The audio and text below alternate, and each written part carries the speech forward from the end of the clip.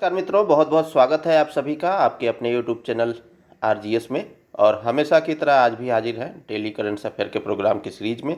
इस daily current affair के माध्यम से जो समसामयिक घटनाएं होती हैं उन्हें एमसीक्यू और व्याख्या के माध्यम से आप तक पहुंचाया जाता है। और किसी भी प्रतियोगी परीक्षा में डेली करंट अफेयर का वेटेज जो है 20 से 30% होता है। तो आप इसकी इम्पोर्टेंस को समझ रहे होंगे और आप अपनी तैयारी को गति देते रहें। इससे पहले इसके लिए आप जो है चैनल को सब्सक्राइब कर लें और अन्य लोगों तक भी इस चैनल को शेयर कर दें, ताकि हम और भी मोटिवेटिव हो करके आपके लिए अच्छे तरीके से और भी चीज़ों को ऐड कर सकें। तो चलिए हम लोग सेशन की शुरुआत करते हैं और देखते हैं पहले प्रश्न को की ओर बढ़ते हैं। तो पहला प्रश्न ये रहा आपके लिए। निम्नलिखित कथनों पर विचार कीजिए। हाल ही में ऑपरेशन बिहाली जम्मू कश्मीर में चलाया गया। स्टेटमेंट 2 कह रहा है ऑपरेशन बिहाली का उद्देश्य आतंकवादियों के बारे में पता लगाना है। तो उपयुक्त में से कौन से कथन सही हैं? ऑप्शन ए केवल एक, ऑप्शन 2 केवल 2, ऑप्शन सी 1 और 2 दोनों, ऑप्शन डी न तो 1 और न ही 2। तो इस संदर्भ में ये दोनों कथन सही हैं। चलिए हम लोग व्याख्या को देखें। तो जम्मू कश्मीर के उधमपुर जिले में भारतीय सेना के जवानों और आतंकवादियों के बीच मुठभेड़ हुई। इलाके में भारी संख्या में सैनिकों की तैनाती है। गुरुवार को ये मुठभेड़ बसंतगढ़ के बिहाली इलाके में सेना और पुलिस के संयुक्त अभियान के दौरान हुई। भारतीय सेना ने इसकी पुष्टि की है। इस ऑपरेशन का नाम ऑपरेशन बिहाली रखा गया है।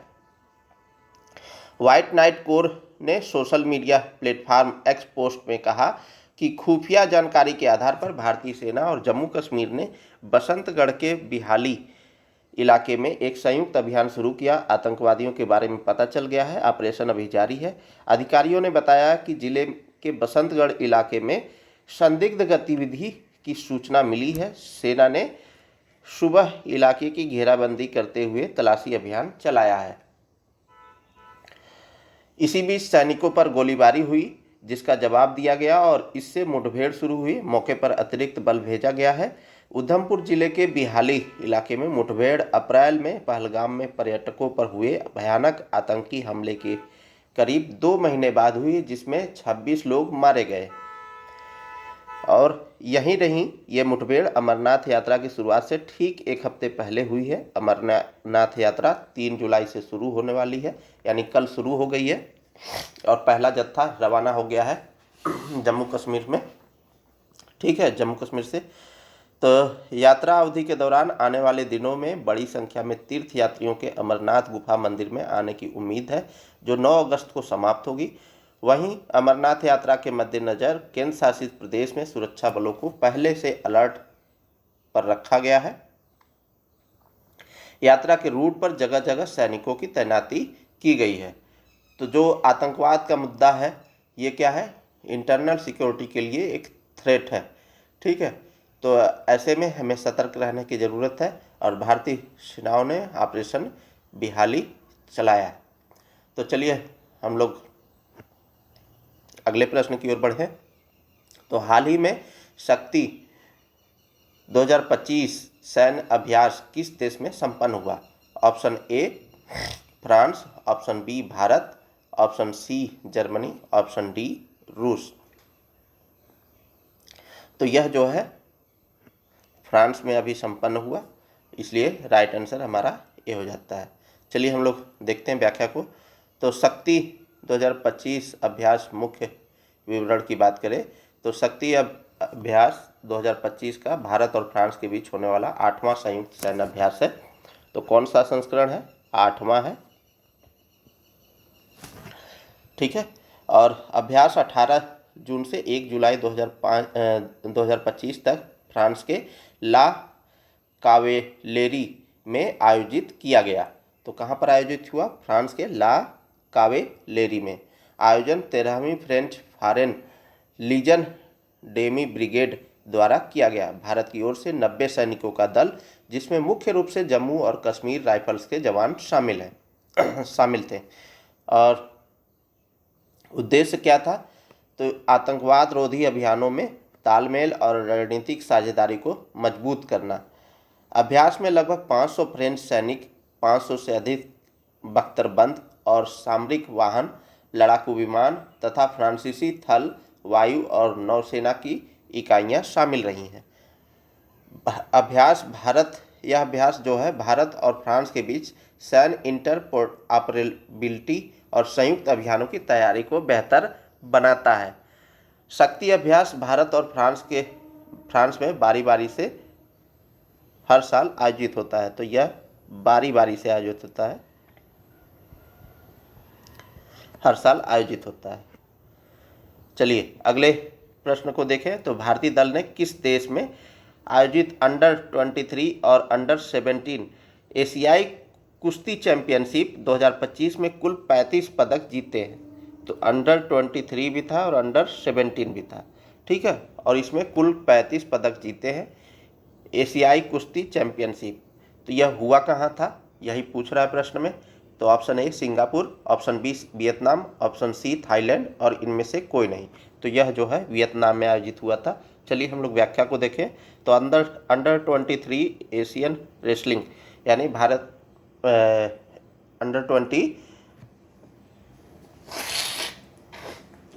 विश्व मुक्केबाजी भारत ने शानदार प्रदर्शन जारी रखा है, क्योंकि उनकी फ्री स्टाइल टीम ने शनिवार को यहाँ बंगुताऊ यानी वियतनाम में आयोजित अंडर 23 सीनियर एशियाई कुश्ती चैंपियनशिप 2025 में 6 स्वर्ण पदक और 1 रजत पदक जीतकर ओवरऑल चैंपियन ट्रॉफी अपने नाम की।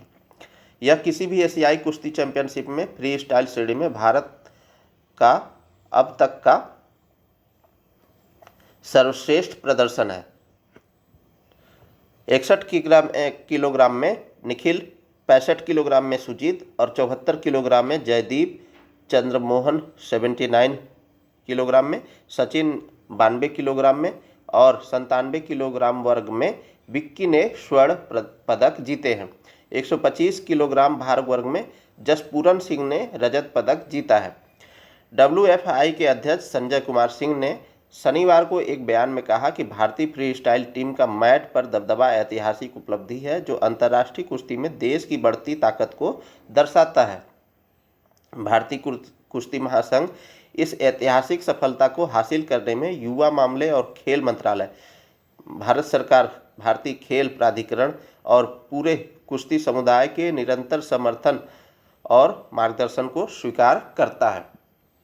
और अभी कल के सेशन में हमने बताया था कि राष्ट्रीय खेल नीति 2025 अभी लाया गया है, जो खेल नीति 2001 के जगह पर 2001 को प्रतिस्थापित करेगा, यानी 2001 की जगह पर वह नीति लाया गया है, ठीक है।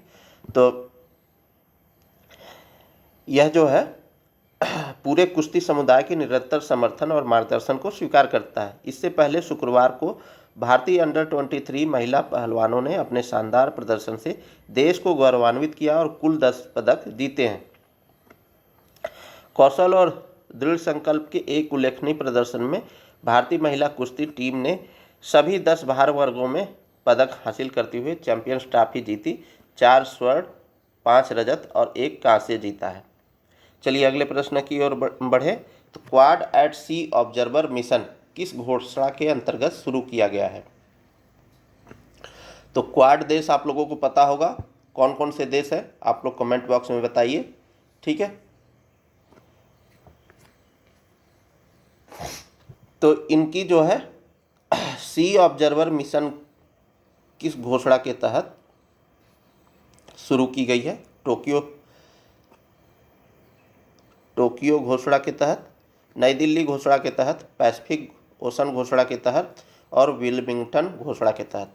तो यह जो है विल्मिंगटन घोषणा के तहत क्वाड एट सी ऑब्जर्वर मिशन शुरू किया गया है। तो क्वाड देशों में कौन कौन सा देश है?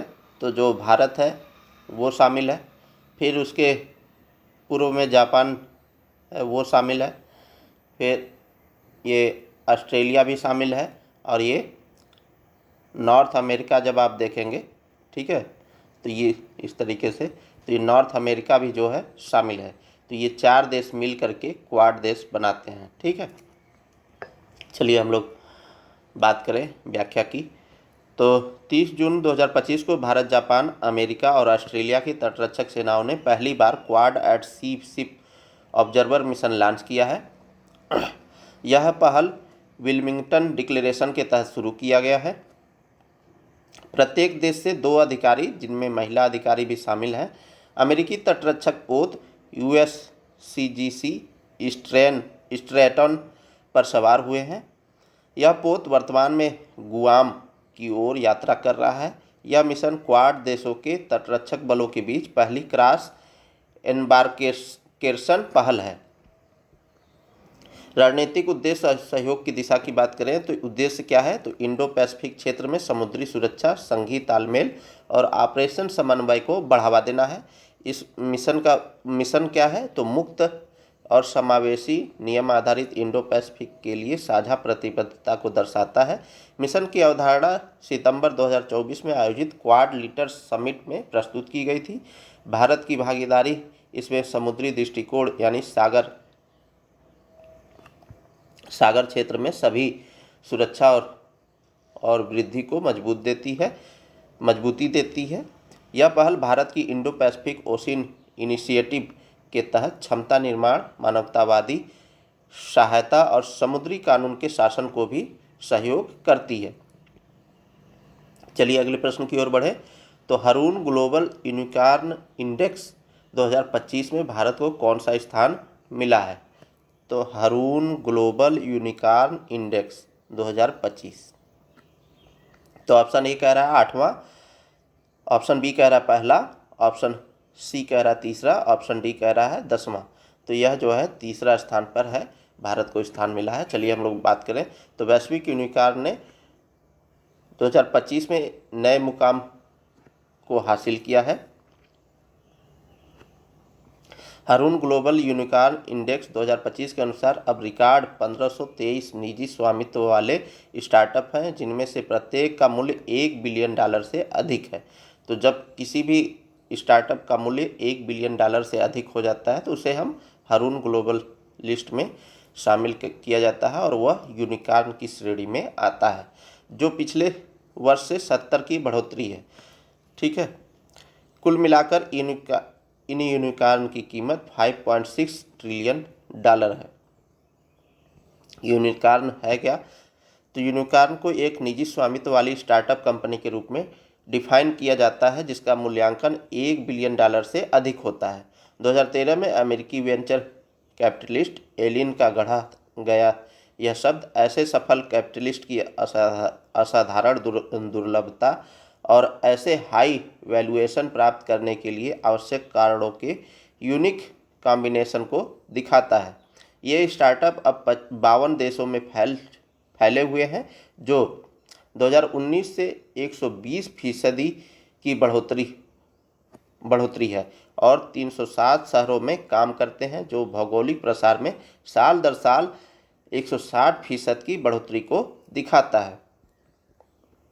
कहाँ रहते हैं सबसे अधिक यूनिकॉर्न, तो अमेरिका में 758 यूनिकॉर्न रहते हैं, लगभग वैश्विक आबादी का, मतलब वैश्विक यूनिकॉर्न का आधा।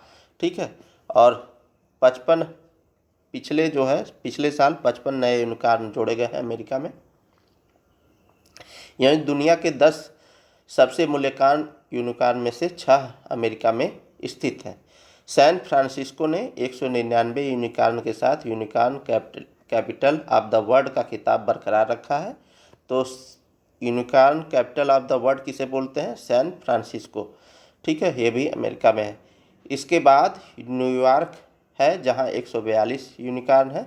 चीन 143 यूनिकॉर्न के साथ दूसरे स्थान पर बना हुआ है।